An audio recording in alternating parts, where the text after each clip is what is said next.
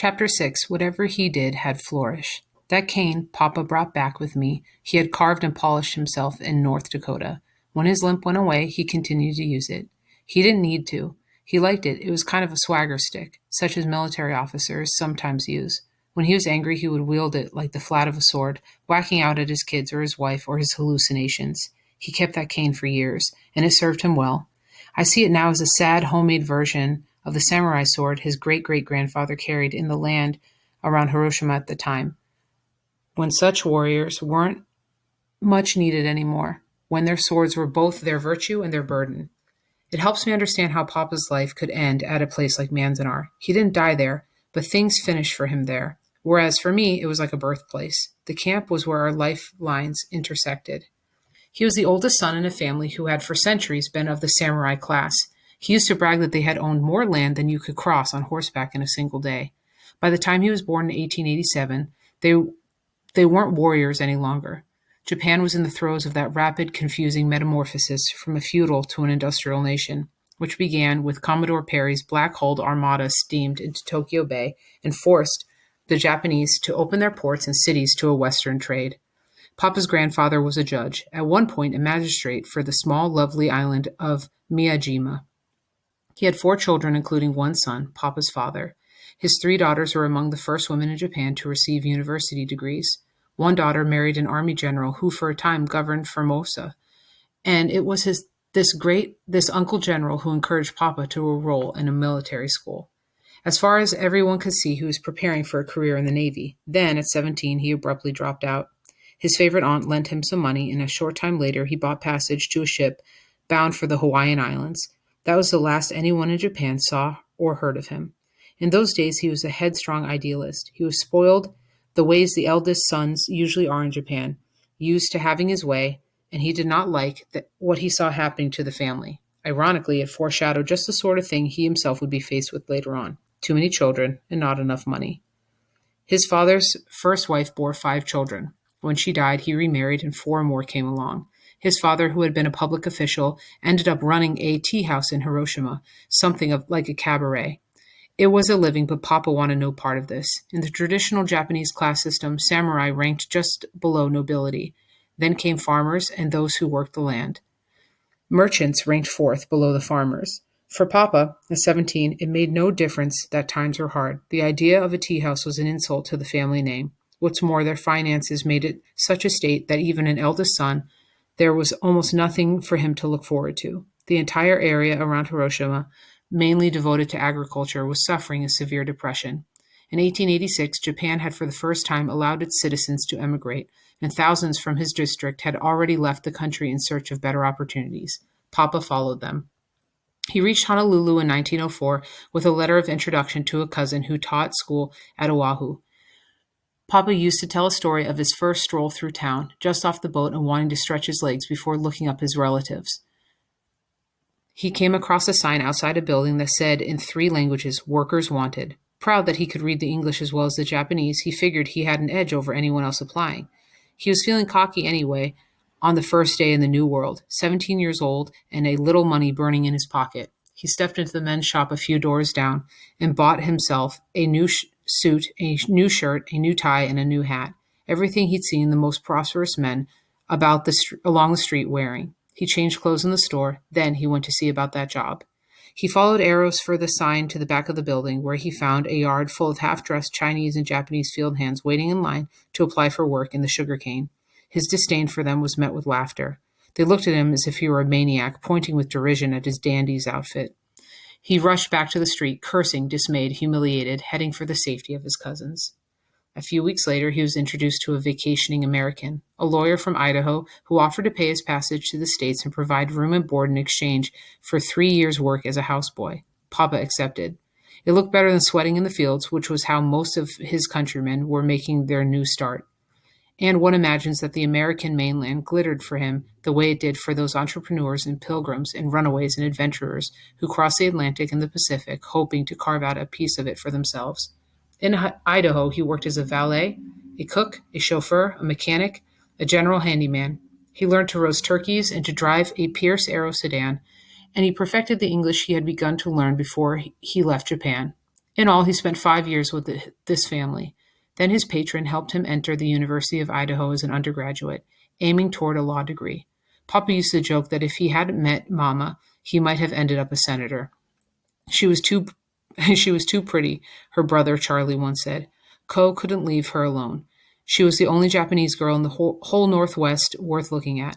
I think there was two others around in those days, and they were both so skinny that you could hide them behind corn stalks. Mama's father came from a family of stonecutters around Niigata, on the inner coast of northern Japan. She was born in Hawaii, where her father had come to do the backbreaking work Papa luckily avoided, a 3-year labor contract on a sugar cane plantation, 10 hours a day, 6 days a week, for $12.50 a month. Completing that, he worked his way to the mainland and set out with his three sons to find a piece of land. They settled in rich farm country around Spokane in eastern Washington. In 1906, Mama and Granny joined them there. Granny was 30 then. Mama was 10. They sailed into San Francisco Bay on the morning after the earthquake and spent their first 3 days in America sitting offshore watching the city go up in flames. Her family had high hopes for Mama. She was their only daughter. In those days, Japanese women on the mainland were rare, one for every 7 or 8 Japanese men. Most men had to go back to Japan to find a woman or take their chances on a picture bride. Mama was worth a lot, and before she finished high school, she had promised they had promised her to the upright son of a well-to-do farmer in the territory. She met Papa early one summer morning on a wholesale market where her family sold produce. Papa was unloading boxes and wagon loads of vegetables. She was 17, small, buxom, and with a classically round face of a kind much admired among Japanese. He was 25, a sometime law student who spent his summers working around Spokane. He liked to shoot pool in his spare time. He played cards and dressed like a man from a much flashier part of the country. He was also pitching for a semi-pro baseball team called Nippon.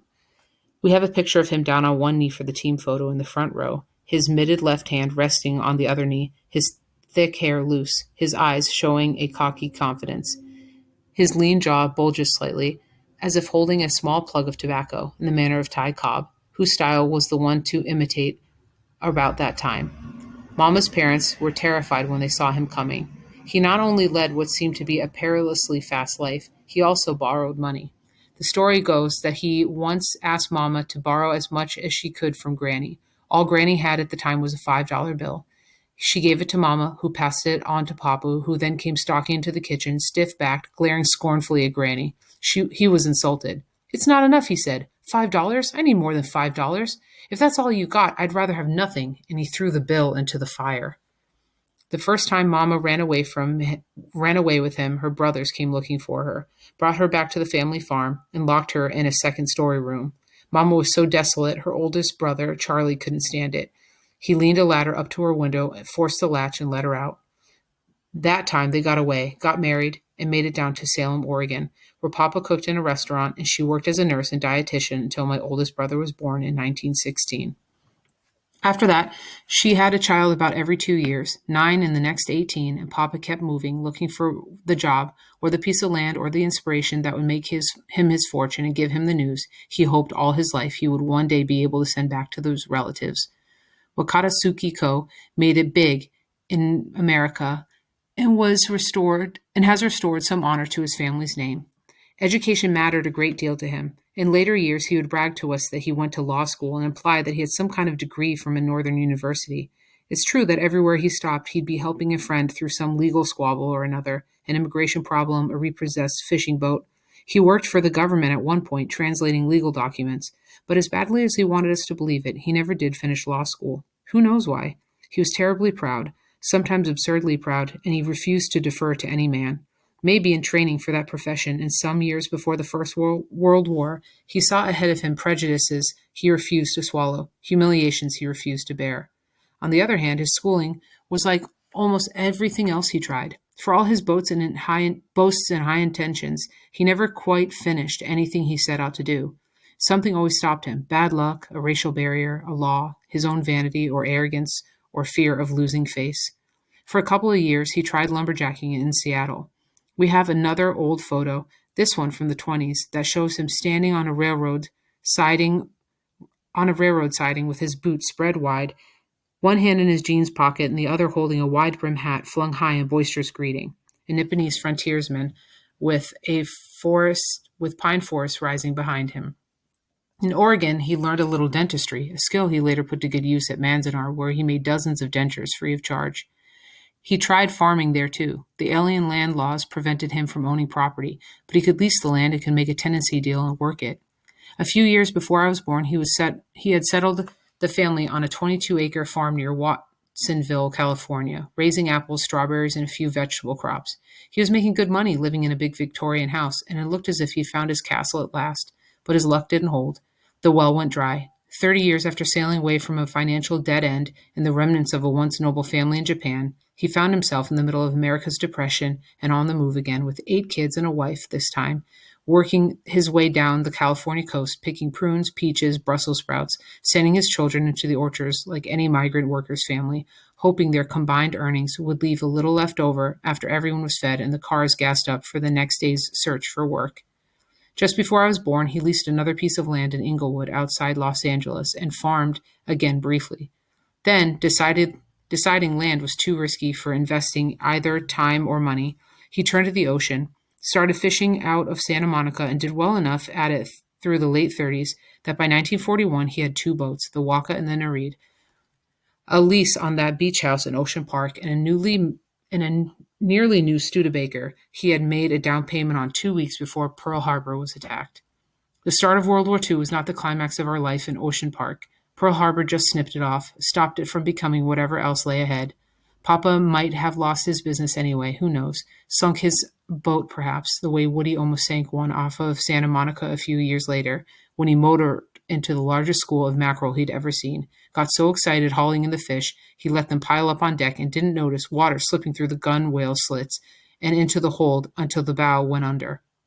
In any single event climax those pre-war years, it was for me, at least, the silver wedding anniversary we celebrated in 1940. Papa was elegant that day in a brand new double-breasted worsted suit with vest and silk tie and stick pin. He was still the dude, always the dude, no matter what, spending more money on his clothes than on anything else.